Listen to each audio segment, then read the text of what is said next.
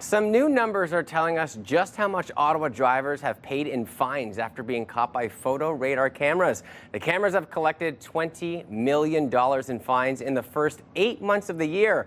The new numbers come as Premier Doug Ford calls on municipalities to do away with the cameras altogether.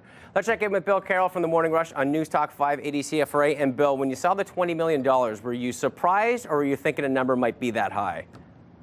Well, when I see that we've made $20 million just from the speed cameras alone, another $7 million from the red light cameras in just over half a year, no, I'm not encouraged by that.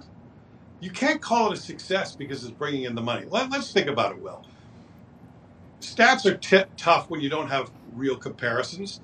The total number of dollars coming in is on track to be about the same as last year. Now, there might be more cameras. But one thing we do know for sure is if they slowed people down, if they worked completely, and I understand we're looking at a real world, a fantasy that doesn't exist, but just for the sake of argument here, if they worked perfectly, I mean, there are signs warning you, you're coming into a speed zone, right? You know the camera's there.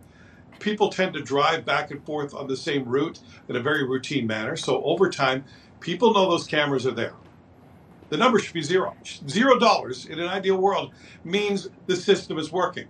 It also means you got to take taxpayers' money from somewhere else to pay to maintain the system because you wouldn't be making any money. So no, $20 million is not success. $0 is success. And that's not an argument, by the way. Look at all the money we'd be losing for the Ford government because they think it's a tax grab. That's the Premier's attitude. So you can't really brag about how much money it's bringing in. When you look at the raw stats, though, of the number of tickets being handed out, there's one on King Edward. It's the worst one.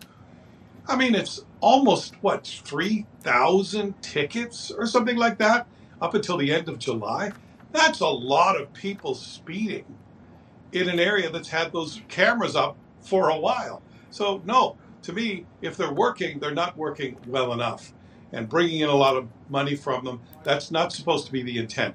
That just says, okay, actually, you're right, it's a tax grab because we're only focusing on the money. So, yeah, I don't see a whole lot of success in this program based on the stats we're looking at today. Yeah, Bill, I mean, the main priority here is for safety, but then when you see the numbers like that, clearly they're not working, and we're only 8 months in with 4 months to go. We'll see what the total is at the end of the year. 7,000 people running red lights. Think about that, Will. You know how many of them got demerit points and are closer to losing their license? 0. That's the number we're sure of. They don't get punished other than they take their cash. And another day, Will, we'll have a conversation, maybe when you join me on radio this morning, about how many battles there are in families. Can you imagine when these photos arrive? Oh, I know. And you say, first of all, who was driving the car and ran the red light? And then the other side of it is, honey, I thought you were working that day. What are you doing downtown near a hotel? Yeah, it's going to catch some people and maybe some lies, but the demerits points, I think I agree. That's where the real concern is there, so hopefully they do that. Bill, we'll talk on radio a little bit later. The family stuff is not our problem. You can manage that, but yeah. We're going to continue that talk in about an hour, Bill. You can listen to The Morning Rush with Bill Carroll on News Talk 580 CFRA. That's weekdays from 6 till 10 a.m.